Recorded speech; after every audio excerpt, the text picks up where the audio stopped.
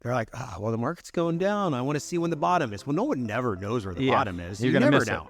And so then the frustration is, as a realtor, you want to like shake them, like, guys, like, are you going to buy or not? If someone wrote you a handwritten card, let's just say for your birthday, you probably keep that for even a week, 2 weeks, a month on your desk. So imagine if you wrote a handwritten card and mailed it to somebody. They probably would keep it. Yeah. How many people get a handwritten card? Yeah, well, think of Five Guys. Like, what a simple concept. It's literally burgers and fries. That's it. And they just added I think they have a milkshakes. hot dog.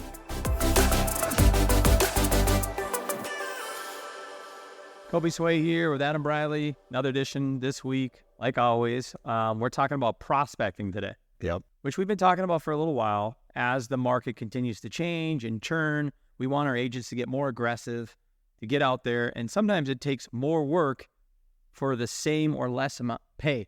So that's what kind of throws people off, is you have to do more work than you did the year before if you're going to expect the same result. Yep. Well, I mean, what's going on right now is just to talk about the market, as most agents are going through, is we have a slowing market. We have an election year. You have inflation. You have a lot of uncertainty. So just people are not moving like they once were, right? Even, the Fed's meeting here in a couple of weeks. Yeah. Talks about lowering the rates. Probably 0.25%, but that doesn't necessarily mean home mortgage rates are going to go down. No. And a lot of loan officers saying, hey, they've already been reflected. They've already been, So don't be surprised if they don't go down. It helps like small businesses because that money's cheaper. But then again, and what it can do is it helps potentially have people take their money out of the bank that they're getting a higher rate and then put it back into maybe stocks or real estate. So that could help spike it. Could. But I think I guess the way I'm operating is like, it is probably just going to be slower through the end of the year and going into next year for sure. So I think the biggest shift that we had, and mainly due to we had a really good conversation with John Sheplack, our real estate coach or our business coach last week, was really focusing on how many 2-minute or more conversations are you having with prospective people. And this isn't like following up with your leads, like, or your existing clients that you're out showing. That's just called follow-up.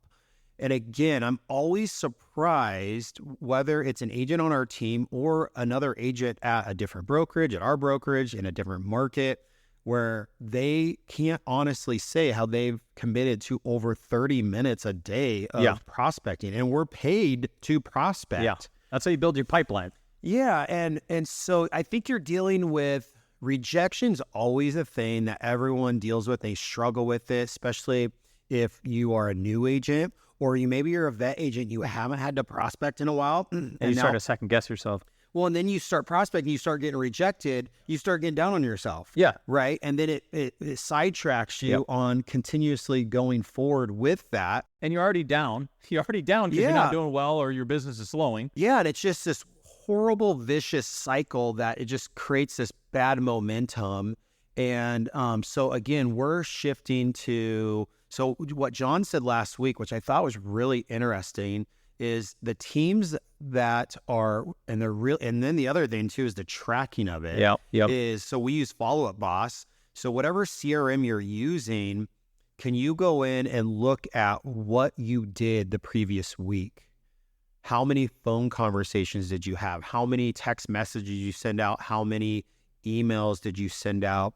And so the teams that are seeing success is they're having on average 50 2-minute or more conversations per week per agent. Yep. So it's about 10 a day, right? 5 days a week. So that doesn't mean you called 10 people. That means you actually talked to 10 people and had a 2-minute conversation or more. And it's not just like a real estate conversation. It's really important to make sure that you are deep diving them. Yes. And that's why having Follow Up Boss or a nice CRM is effective, because now you can take notes on how your conversation went with them a month ago. And a lot of the calls are recorded in Follow Up Boss and transcribed automatically. Yeah. So you can go in and just listen, and it's just checking in on soccer practice, or maybe, their kids or their wives or their husbands, or mom and dad or grandpa, grandma. Like, it's motivation, decision makers, and these are going to be longer nurture conversations. Yep. Because the average real estate transaction is taking a little bit longer because people are like, well, how low are rates going to go? So like, why would I buy now? Why wouldn't I just see if the rates go down just a little bit more? Why would I buy right now if I could just wait to see what happens with this political thing, right? Like the election. So that's a real thing. So it's got to be the real estate agent checking in with them and talking about, sometimes it's real estate news, sometimes it's family news, sometimes it's events. Maybe it's talking about the Huskers that just won, right? Like, it's just staying relevant, top of mind to your client. Yep. On that too, I think is interesting is I know I have a lot of clients too that are like, you can never win. You never feel like you're going to win because if the market's starting to go up, I don't want to buy. The market's too hot. It's too good. I don't want to compete. Yeah. I'm going to wait till it goes down. Okay. Market's going down. I mean, in my opinion, now is the most opportune time to be buying a house. I agree. To get the best price negotiated, pull them down on price. Like, there's a lot less clients out there. This is the first time in a really long time that there's more active listings than pending sales. Yes. In our market. So it could be shifting towards a buyer's market. Oh yeah, I definitely think it. And so now you think like, okay, it's now is the time to buy. But then those same types of folks are like, and I have friends that are this way.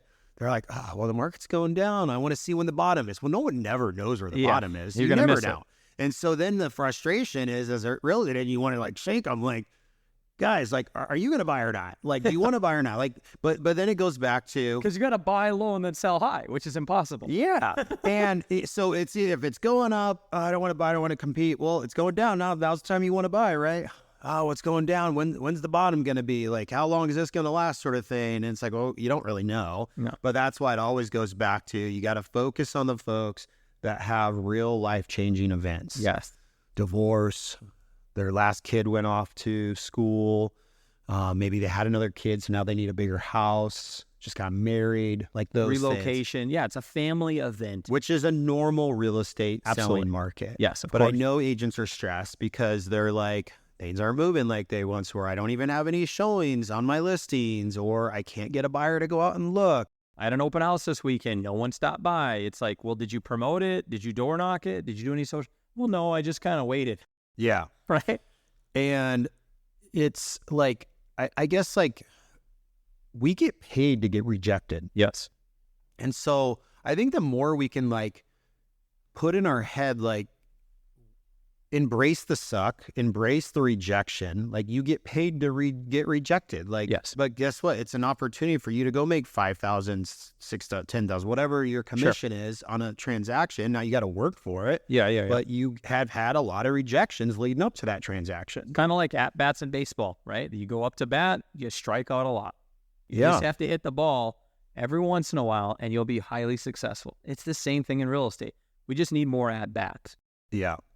And so how it's, I was talking to two agents on our team this morning and, we're talking about activity versus skill, right? Well, because usually there's a skill or will thing, right? Like, do they have the skill to do it or do they have the will to do it? So like, usually it's like, oh, I'm not motivated. I don't have the will. Yeah. A lot of people are like, well, if I just were trained a little bit more. Yeah. And it's in my opinion, it's never more training. Yeah. It's always like, what is the activity you're doing to go out and do it? And that's where we have to make sure we're spending our time on that, because if you go out and do the activity, you might be a little bumpy along the way, but you're building your skill while you're doing that. Yep. And that is like that's really going to be, I think, a big fundamental shift for us on our team is like for Janelle, for example, we're going to try to shorten her conversation she's having with the agents on the team from an hour down to like 15 to 20 minutes. And we're going to have like 3 to 5 questions that she's going to ask them on, little personal, but also like, what did your calendar look like? What did you commit to? What are the things that you did this past week? What are you committing to this week? What midweek, what did you commit to? What are you doing? What have you done? How far behind are you? Are you ahead, etc., on the activity that you said you're going to do? Because generally, continuously doing that activity you will see success. Exactly. It might take 60 days, 90 days, 6 months, but if you continue to push through that, you will win. Totally. It's just getting, us from 5 2-minute conversations a week. I like John's approach. Like, hey, don't just go to him and say, hey, you need to start having 52-minute conversations a week. Like, stair step it. First, the goal's 10 a week. Yeah. Start with 2 conversations a day. Yeah. Well, and one thing that's been different, Adam, is like, it doesn't matter if it's Fall Boss or Sierra, Boomtown. It doesn't matter the CRM, but we would always keep track of calls, texts, and emails. So like a lot of real estate agents will call from their phone, and then they'll go into Follow Up Boss and they'll mark called, right? And we don't know how long the call was. We don't know if it's 2 seconds. We don't know if it's 2 hours. It's just called, right? Yep.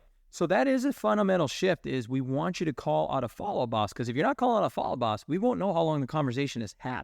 Yep. There's no way to track it, right? And you won't know yourself. And that's the other thing that's a struggle, is a lot of realtors are like, well, it's just simpler on my phone. It's not simpler on your phone.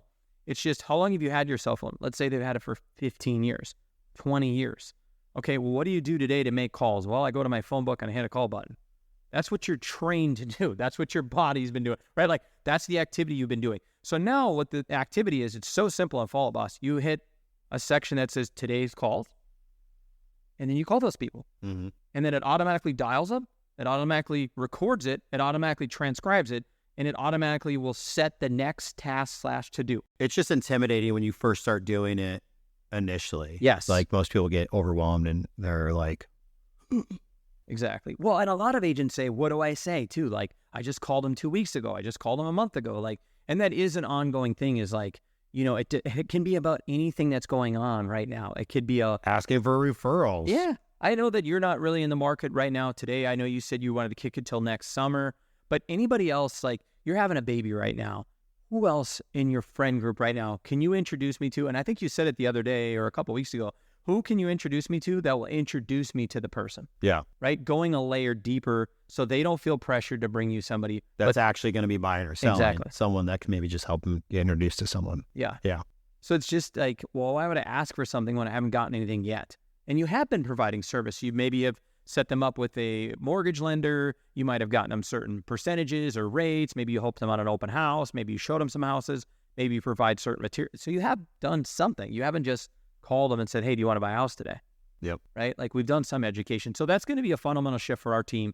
Instead of just hitting the called button or message button, it's what was the conversation? How long was the conversation? And we want to see the conversation had in the CRM. And that's going to be a fundamental shift for our team, because we haven't done that ever.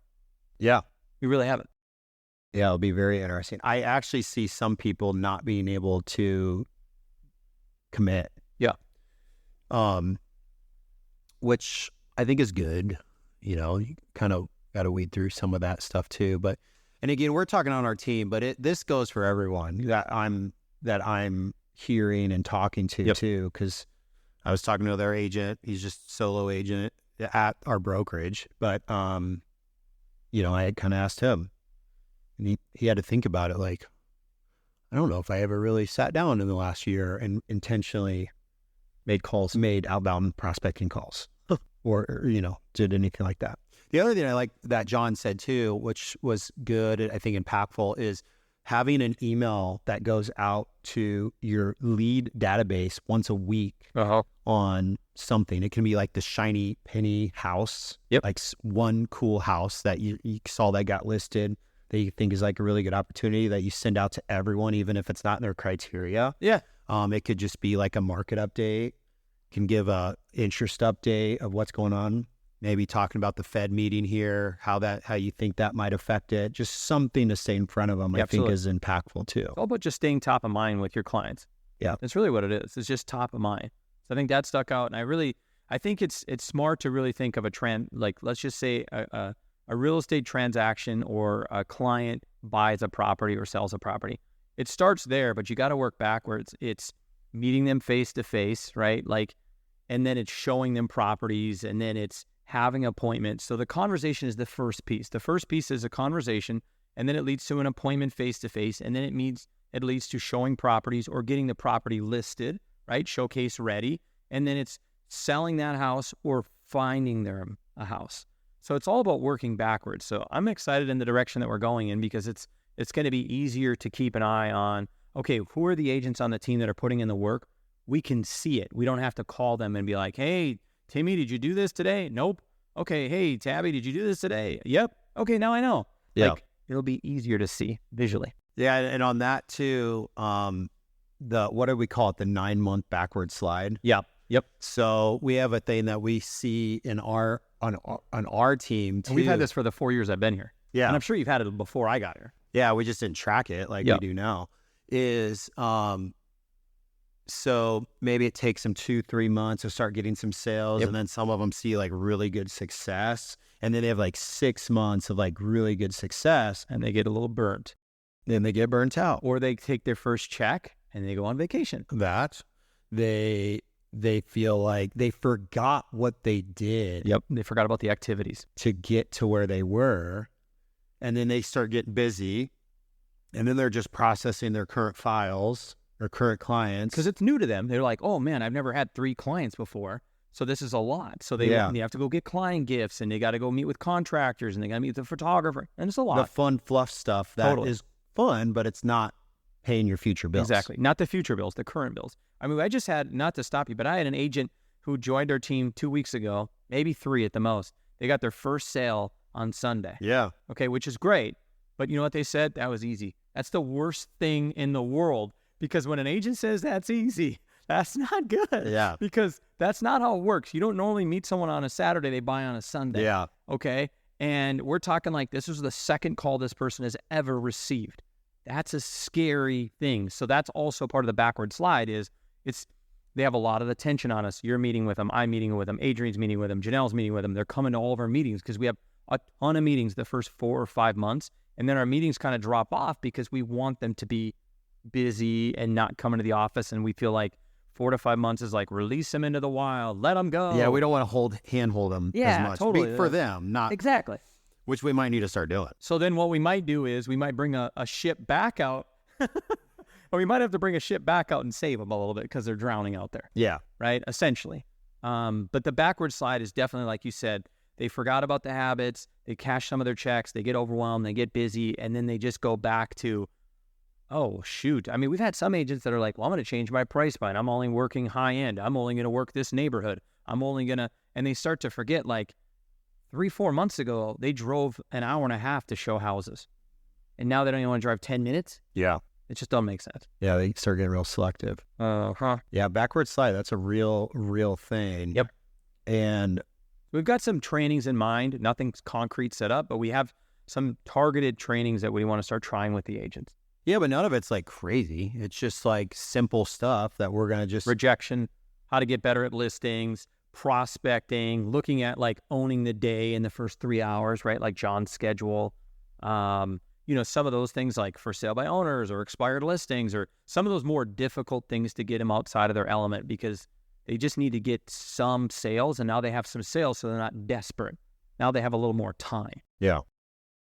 So how do we get them to do their 52-minute conversations a week? Right now, our average for the team with the agents that are doing it, because there's a lot of people that aren't, but the agents that are doing it right now are just under 4. Yeah. That's where we're at. Per agent. Yep, 4 per agent. Yeah, and that's crazy to think about. Yep. And those are the people that are actually making calls out of there. And like, again, we have a lot of agents marking call, like call. So it's not like it's not happening. It's just not being called. But on the agents that are calling out of the CRM, it's right now 4. Well, and it's skewed too, like you said too, because let's take, like one of the agents I met with, she's at like 45 homes for the year, which is incredible. Yes. It's her, first year? Second year? No, it's her first year in November. First year in November. So like just having an incredible year, and like she doesn't use any of it, so she's not tracking any of it. So those numbers are skewed. And, I do believe she's having multiple conversations in a day. Let's be honest. If I brought on 7 or 8 more agents, some of those leads might be spread out a little bit. Oh, I know. Yeah. So we definitely don't want to set them up for too much. And sometimes that happens. We look at conversion numbers and we want to give more agents more, say, Google leads, Zillow leads, Realtor.com, doesn't matter. But if we want to give them more leads, well, you know what happens when you give more leads? They prospect less. Yeah. They develop bad habits. So it's that fine line. You want to get the right lead to the right agent and not waste it on people that are squandering it. But then you're also developing a bad habit. Well, yeah. I mean, that's the downfall to Zillow Flex, for example, is, I mean, it's great for our business as far as like numbers goes, but it creates a lot of bad habits when you just, it's that, I mean, you can afford to have less conversations and still sell a good amount of homes. Yep. I can think of 4 agents right now that are 95% of their business is Zillow Flex. And we're talking $5 to $6 million. Just so you know, that's probably, 20, 25 houses. Yeah. Which is scary. But again, it's somewhere for them to start. And these agents had no sales before. So again, it's like good and bad, but you want to give them the leads. Yeah. Because they converted so well. I would love to get everyone to like a 25% Zillow. Absolutely. Like they take 25% of their business is Zillow. Yep. And the 25% is another lead source maybe we give them. Yeah. 25% is maybe listing / they're prospecting. 25% they're referral. Prospecting. Yeah, and then you can take our leads and get referrals from them. Yep. I mean, that's probably one of the bigger underutilized lead gen tools on our team is that right there. Absolutely. Because the statistic that Zillow gives me all the time is on average, you're getting 2.1, 2.3 referrals per lead. Over the lifetime of that lead? No, I think they have the statistic in a 5-year period. Okay. So that's pretty good. Yeah. That's how long some of the data numbers that they've tracked. I think it's right around 5 years, 2 people, like I said, 2 point something, and 2 referrals. I mean, that's pretty good. And then also, like, let's just say the average client comes back to you in 5 or 6 years also, that's another 2 sales. Yep. Right? But I would imagine a lot of people that we meet with probably have, brothers or sisters or cousins or grandparents or friends that we're not getting introduced to. Yeah, 100%. So I feel like we're going to try to do a better job of talking about referrals, maybe, pop buys, because Amanda does a great job on our team. Something so simple is she goes to Crumble Cookie. Mm-hmm. She buys 100 individual boxes, which, they don't cost that much, a couple bucks. She buys 100 individual packages, and then once a week she buys 4 cookies or 6 cookies, and she puts them in individual boxes, hand writes a card, and then knocks on the door. So great. And she's spending, $5 maybe, a handwritten note, a card, and the cookie, and she's gotten a sale or 2 a month from that. She's probably spending $300 maybe a month on cookies, mm-hmm. and I'm shooting high. Yeah. So that's what Amanda has broken down, and I think we thought about is like, let's say the average lead you get from an internet, we won't say Zillow, we'll say any internet lead is about $1,000. Take that $1,000 and spread it out over 12 months, right? And that's how you can get more referrals. And Amanda's doing it with a $5 cookie. Yeah.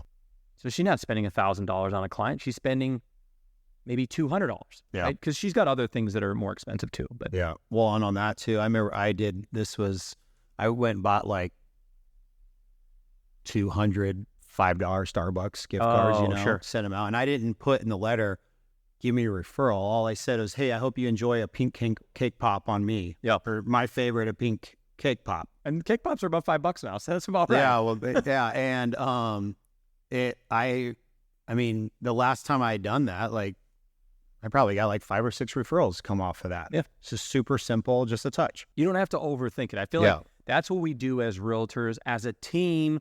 And John does that all the time. He reminds us that we need to just cut it out. And like, it was so funny because even like with Janelle, he was talking to Janelle, he was asking her questions and you could tell she was overthinking. He's like, just conversation. Yeah. Like, what's the number one thing you're missing? And she's like, open houses, door knock. Like, you know what I mean? Like, just just talk to people. Just talk to them. And I think the number one thing we're missing on referrals is just a pop by, a $5 gift card. Why do you think that is? Simple. Do you think it's just because agents see what other people do, like at all these different levels, and then you got like Ryan Serhant, and you have Selling Sunset, and you see all the shit that everyone else does? I mean, you think it's that? Is it just like a typical mindset of typical agents have ADD? Is it like, I don't know, like, why is, I mean, I'm guilty of it. No, I we do it all all are. the time. Well, I think and something to think about too is like if someone wrote you a handwritten card, let's just say for your birthday, you probably keep that for even a week, 2 weeks, a month on your desk. So imagine if you wrote a handwritten card and mailed it to somebody. They probably would keep it. Yeah. How many people get handwritten cards? But it's probably a combination, Adam, of when you have to sit down and think about it. In real estate, we're very reactive. So instead of planning out like, hey, I have 50 past clients, where do they live? Okay, I need to get treating it like a business. Exactly. Where do they live? Okay, I need their addresses. Okay, then what am I going to do? Well, I don't know. Well, no, how much am I going to spend? Well, what am I going to buy? And I think, again, it's planning. Mm-hmm. It's probably planning. Yeah. Because we're very reactive. Very reactive. You need to treat it like a business plan. Yeah. Stick to your plan, but keep it simple. Simple. The things that I'm working on, this has nothing to do with prospecting, by the way, so I'm going to sidetrack us a little bit, is something that I'm working on is, and it's actually through a pastor buddy of mine, and it's words to live by. Okay. So think of it as like, we talk a lot about like, what's their why? Like, why are you doing this? Like going deep on that. And then we need to be reminded of why we are doing what we're doing, because you get a lot of rejection. Yep. But you can also make a lot of money. Yep. So what are you going to do with that money? Now, your average agent, I think, what is your average agent makes $30,000 a year? Yeah. Something like that. If you're 70% of the real estate market in Omaha sells 2 or less houses a year. 70%. So you're way under 30. Uh-huh. You're maybe 15. Yep. If you're talking the average sales price. Yeah, if you took the average, you would probably be 35 to 40. But if you looked at that's because a lot of the higher end offset that. Yeah. So yeah, you're probably looking 15, 20 G's probably for 70% of the real estate community earns today. Yeah. So this words to live by thing, I'm working on it right now. I'm literally spending a couple hours each day working on this. Like, what are my words to live by? And I almost like compare it a little bit like to affirmations a little bit. And I remember back in the day when I was first starting, like I was into affirmations a little bit. It's kind of like a Mike Ferry thing, like do these affirmations. I always thought they were super cheesy, but like, I think they're, I texted another buddy right before this and it's like, hey, I asked him if he did this. He goes, every single morning from 6 a.m. to 6:15, he goes over his words to live by. 15 minutes a day. 15 minutes a day. And like my pastor does it, and he has a 3-page document with pictures in there and his words that he lives by. So think of it like kind of like affirmations that he lives by. And it sets the tone, because your words, the dialogue that you have inside of you, like your thoughts will what leads you in your life, essentially. Yeah. And so I think too, like to the prospecting point, is like we almost have to have these words to live by of who we are on a like who we are. But I think it will give us like some sort of like, I don't want to say encouragement, but almost like Direction to be able to go and do the boring, mundane things like we have to do to see the end results too. But also, why are we doing it? Like, is it to pay off medical debt? Like, we hear tons of stories on our team, like all different, whether it's medical debt, go on a family trip, buy a nice car or whatever. Uh-huh. And it's usually something with their family. Yeah, it's almost always with their family. I would say 90% is with their family. Yeah. It's not just like a fancy sports car. You'd think it is, but we rarely hear fancy cars. Yeah. It's rare.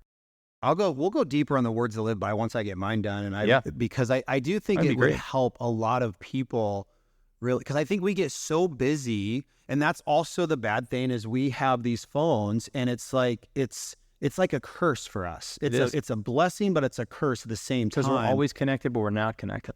Yeah, and it's just like what is that whole it's this dopamine dump and it drains us in all these other ways too. But I think that is part of why we probably overthink so much, is because we get so much thrown at us. Like my mom would always say this too. She goes, I don't know how the heck you guys do it in your generation, because you guys are always so attached. There's no shutting down.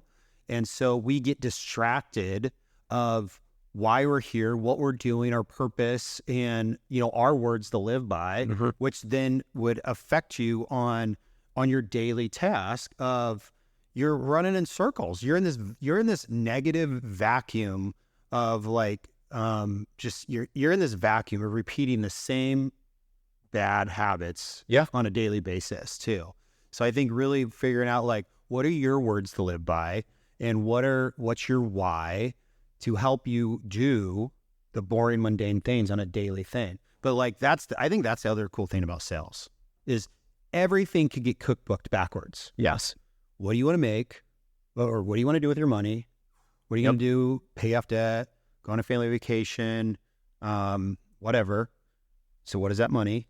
Let's say it's $80,000. Yeah. And then you cookbook it backwards. Like, how many sales does that mean I have to make? Okay. For every sales, how many contracts do I have to make? How many appointments to get those contracts? How many phone calls, conversations do I have to get those appointments?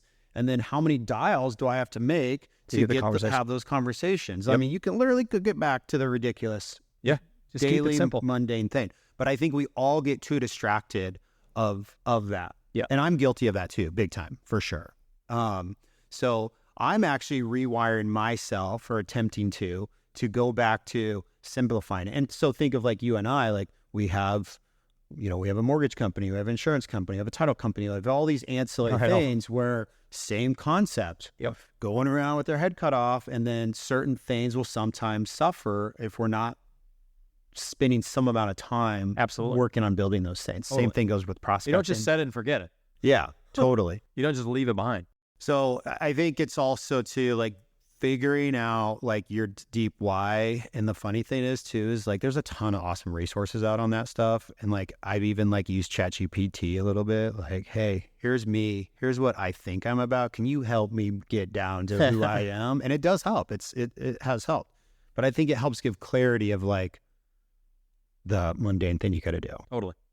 Well, it's like you said, it's a direction for where you live. And like, again, if you're looking at, and there's a statistic out there, if you're looking at news when you first wake up, your day is dramatically worse. Yeah. You know what I mean? Mm-hmm. Like if you're just looking at any news, it doesn't matter. Instagram, so Facebook, any of it. Yeah. Just anything like that, your level of happiness dramatically increases or goes down, because of the first thing you look at in the morning. So there's something to it about the mantra, the affirmations.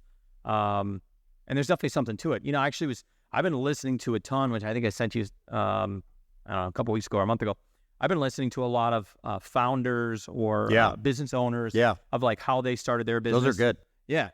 And the one I just listened to was Five Guys Burgers and Fries. Really? Yeah. And he's in his 70s now. And if you ask him why he did it, it's never about money. He goes, when I was at my business, he was a financial advisor. He said he was a financial advisor and he had 4 sons. And the lawyer said, you have to incorporate. So he incorporated. He just said, it's called Five Guys and we'll just rename it when it comes out. And it was just 4 of his sons and him. And he said, I think I want to start a burger place. And everyone told him, no way, that's crazy. Like, who would ever just burgers and fries? That's it, just the 2 things. Everyone thought he was crazy. And he actually, just until probably 12, 15 years ago, he only had 2 to 3 locations. And he kept it small. And they asked him, they said, why did you do it? And he said, I just wanted something fun to do. Yeah. He didn't care about money. He didn't care about certain things that he had to pay off or jet skis he's a multimillionaire. And he said, I live my life the exact same way that I do now.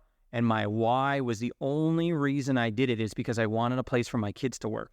It's the only reason he started the business. That's awesome. So he kept it super simple. And a lot of those that I listened to, a lot of those founders or business leaders that you think of, these massive, massive behemoths, they all started with the simplest concept. It was never money. Yeah, well, think of Five Guys. Like, what a simple concept. It's literally burgers and fries. That's it. And they just added I think they have a milkshakes. hot dog. Yeah, and that's recent because they never did that. He wanted 2 menu items. That was it. Yeah. And it was crazy. Yeah. I mean, just listening to him. It's a good burger too. And it is. Yeah. So, and he even joked about like, hey, there's long lines. People don't want to wait. Like, and he charges 4 to 5 times the price of McDonald's. 4 to 5 times the price. And the wait is 20 to 25 minutes, whereas you go to McDonald's, I don't know, was it 2 minutes? Yeah. So anyway, I guess long story short you're talking about your why, I feel like that's something that as society, we have to get better at of like why we're here And if you look at the main reason you're here is to create life memories, is to connect with other people. And there's science around people die sooner if we're by ourselves and we're not connected to friends, family, or have a purpose. A community around us. So I feel like as a team, we're going to continue to build up our tribe, our unit, our community of prospecting. And this is going to help benefit our realtors. It's not just, hey, here's a ton of leads, here's how you sell them. Yeah. Good luck, right? Like, we're going to help them. There is a little bit of like learning skill in that too, by the way. Well, yeah, that's not easy. Trust me. There's plenty of reasons why people think internet leads suck. Yeah. I can tell you a million reasons why. We just had an agent join last week. He made 1,000 calls in 6 days. And he told me internet leads suck. Yeah. He's like, they're terrible. He met with 2 clients this weekend, and he almost wrote his first offer. Yeah. But internet leads suck. Yeah. So trust me, there is something to it. Yeah. But I mean, the skill you build by doing that too. Absolutely. Yeah. But I think it's just overall, we want our team to be, as the market shifts or as it changes. Again, our business is up year over year. We could sit back and relax, but I feel like we'd set ourselves up for failure. We really would. Like, if we just sat back, because again, if we sat back, we would be severely behind. Yeah. And you always want to be playing against yourself. So I don't care what the market's doing. I want to, like you said, I want to try to get better at what we're doing. Who cares what's going on outside? Yeah. I think the other thing too that I'll end with is Ed Millett said this, I believe, and it was basically like every time you break a promise with yourself, like every time, and this it's all goes back to prospecting, but it's about life too. Like every time you set your alarm for 6 or 7 to go do a workout and then you don't do it and you hit snooze, or every time you say you're going to call and you're like, I'm going to have 10 2-minute conversations today. Yep. And every time you don't do it, every time you say you're going to make a Facebook post about whatever concerning real estate or business and you don't do it, like all these times you say you're going to do something and you don't do it, it's like that's one of the biggest confidence decreasers. Like you're breaking a promise with yourself every single time, and it just keeps taking you down and down to where you feel like, well, man, what is my worth? So imagine if we all said what we said, we do what we say we're going to do. That's why keeping it simple is really effective. And we stuck with it. And then that just starts compounding. So that's what I like, the stair-step approach on, okay, 10 2-minute conversations. And then get to 15 or then get to 20. Because we keep just building that, compounding Well, and John talked about small wins. Yeah. You know what I mean? So like you're already, like you just said, well, I'm not getting up on time. I'm not making my calls. I'm not doing and it's just like, it's just a beat down. Yeah. And they're just defeated. Yeah. Give them small wins. Yeah. And Dave Ramsey talks about all the time with money. It's small wins. Pay off the smallest credit card and watch how much you can save in bills in the future by paying off the littlest ones. Yeah. So it's all compound. Yeah. Anyway, hopefully that was effective. Yeah. Prospecting. No, I'm not prospecting. 2-minute conversations. How many 2-minute conversations are you having in a week's period? Are you front loading it, getting it all done right away? Yep.